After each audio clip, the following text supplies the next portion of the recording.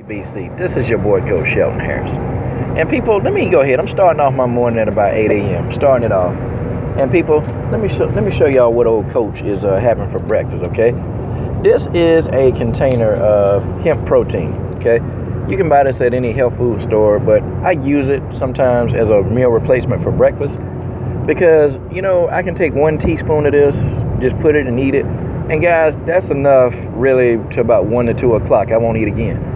Because, a lot of you dudes running around here, man, and y'all eating too much, man. That's what y'all doing. Y'all eating too much. Y'all having like these full-course breakfasts with all the grease and all this. Hey, man, if you're trying to be productive throughout the day, that stuff ain't good for you, man. And, I've gotten my stomach to the point where I can just take a teaspoon full of that, man. And I'm good till about 2 o'clock. And I might eat like a sensible lunch, man. Maybe I might even have a smoothie. Like it just depends on how I feel, or a salad. But, I never really get into the habit of overeating, And then, when I cook food, and a lot of you guys, y'all been asking me, Coach, well, what does your meal plans look like? Maybe I'll drop a video, maybe sometime in the future about, what I do. How do I plan my meals? I only eat about 3 to 4 times a day, but that's small. So I'm going to take a teaspoon. And guys, this hemp protein is good stuff. It's got a lot of the natural chemicals that apply on earth.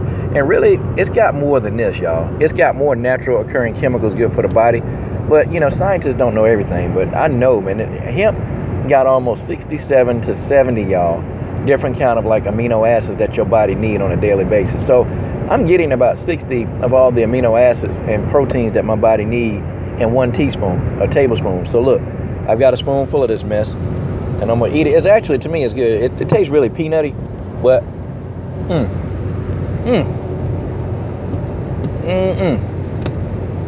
all right. I'm snacking on that. It's got like a peanutty taste to it. It's good though, man. To me, it's good. I've been eating this stuff, man, for years, and I found out about it. And really what it is, hemp is you can say it's a form of marijuana, but it's not the kind, it don't have THC in it. Because THC in my state is illegal, but, it's just a form of the actual hemp plant that you can use and that you eat. Okay, but let's get into this video. Okay, so I've been looking at the YTBC, just looking at videos, and I've been, laughing, kind of getting, oh wow, dang. Like I've been looking at, the Boxing Librarian channel. I'm just like, man, hot almighty, I didn't know that. I had to really stop, man, this morning and really start looking up some of the stuff that he was talking about. I'm like, man, is that true? Is that true? And then, wow. Dream Chasing, Ticket, Town 78, Boxing Ego, Dante's Boxing. I've been looking at those, Bring of Rain Boxing. I've been looking at those channels and been looking at some really, really good content, guys. So thanks for the great content. I read one of the comments on the comment thread, and one comment said, well, who has Floyd Mayweather ever fought in his prime? And I actually thought that the person was just kind of joking around. I'm like, okay, that's a good joke. But then you had about 10 other people. They actually, guys, they co-signed it. And I'm like, wow, okay. Maybe these guys ain't playing around. So let me come back, okay? Let me just come back and really come at these guys in a boxing sort of way. And I want to just say, okay, let's start off. What about Diego Corrales? I mean, wasn't Diego Corrales in his prime? I mean, hell, Diego Corrales was he was a knockout artist, man. Corrales was a freaking knockout artist at the time, man, when he fought Floyd. And people even had Diego Corrales picked to win the fight. Floyd went in there, and I'm talking about, he dismantled the hell out of Diego Corrales. I'm talking about dismantling. He beat Diego Corrales. He beat him down. He beat Diego Corrales down. Chico got beat down. And Robert Garcia even said that Chico Corrales is a real Mexican warrior. Oh, I'm sorry, scratch. He didn't say that is a real warrior. He didn't say Mexican warrior, my fault. But he did say that, Diego Chico Corrales is a warrior. But we say that, Floyd really hadn't fought anybody, or hadn't fought anybody in his prime. I kind of find that kind of fascinating when he was in his prime, okay? What about Sean Bay Mitchell? Sean Bay Mitchell was in his prime, and, that fight, some people were actually saying that Sean Bay Mitchell probably could be the one to give Floyd the most problems. He went in there and just completely dominated Sean Bay Mitchell. I thought he did. Okay. What about What about Victor Ortiz? Victor Ortiz was in his prime. When Floyd fought Victor Ortiz, he was in his prime, and there were a lot of boxing writers, saying that Victor Ortiz is going to be a good test for Floyd. Victor Ortiz was in his prime. See, whether we can just agree on how the fight ended, that doesn't matter, but we're talking about was the man in his prime. The answer to that is yes. What about Ricky Hatton? Ricky Hatton, listen, before I even start getting on YouTube, I would go to these boxing publications, man, and I read, they have a comment section down at the bottom. And, people were saying, well, Floyd really wouldn't know what to do with Ricky Hatton's style. It's that pressure straight forward, come straight ahead style where he's aggressive. Ricky Hatton got a tough chin, all of this stuff. So people were saying this stuff, man. People were saying this. Floyd wouldn't know what to do with the mauling tactic. Floyd got him out of there in 10 rounds. Knocked him out. And so then people start saying, well, if Floyd Mayweather can knock you out, then that means, the guy was a bum anyway. See, people were saying this.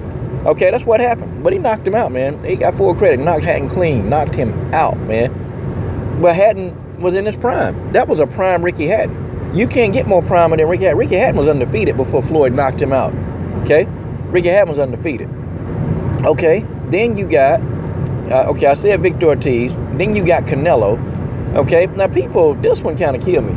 Because for a couple of years or a year and a half before the fight even got made, people were saying that Floyd Mayweather was ducking Canelo Alvarez. Okay? But Floyd going there and beat him, and then people say, well, Floyd beat a green Canelo. So here's my thing about ducking, okay? So if you thought that a person was being ducked, now wouldn't the person, that means you would have had to actually think that the person who was being ducked could get beat by the person that was doing the ducking. Now, no, I didn't want to try to mess y'all up with that right there. Let me try this again, okay? Let me say it again to y'all. Okay, so if you thought that the person, okay, if you thought that the person being ducked, if you thought that a person was being ducked, then you're thinking that the person being ducked or doing the ducking could be beaten by the person that was being ducked. That's what you think. So that means that you thought that there was some validity that Canelo could actually beat Floyd Mayweather, because a lot of y'all said that Canelo was going to win. And I saw comment after comment on channel after channel about you thinking that Floyd Mayweather could lose to Canelo Alvarez. Now he beats him, and Canelo was just real green. Canelo was undefeated. Canelo was knocking dudes out. Canelo was undefeated. I'm sorry, this dude been fighting since he was 15. I know, because I'm a Canelo Alvarez fan. Canelo was fighting grown men at age 15. This dude, that was his amateur pedigree. They threw him in a ring to the wolves, okay? So I don't think Canelo was any bit more green at age 23 than he is right now at 25, 26. Nope. You gotta pass that by my head with that, okay? I ain't trying to hit it. Okay, and then I want to talk about Marcos Maidana. Now, Marcos Maidana was in his prime. He gave Floyd one of the best fights of his career. Floyd Mayweather said that dude rough and rugged, man. That guy tough to beat. Floyd said it. This is Mayweather. He said this, okay? Marcos Maidana was in his prime when he fought Floyd Mayweather. I'm sorry, you can say what you want. He was in his prime, okay? Definitely in his prime. And what about Oscar De La Hoya? Now, some of y'all gonna say, oh, well, Oscar was a bit older. Look, and many of you same people, y'all say that Oscar De La Hoya gave Floyd Mayweather his best fight. And remember, by a lot of people's own admission, Oscar De La Hoya came close to beating Floyd. Oscar De La Hoya has the blueprint. Oscar really and truly was still a live dog when he fought Floyd. He was still a live dog, man. Oscar De La Hoya was a live dog. He was very live. And you can tell. You can tell. He was still pretty much in his prime. I thought it was. I didn't think Oscar was that old. Oscar came in that fight on fire.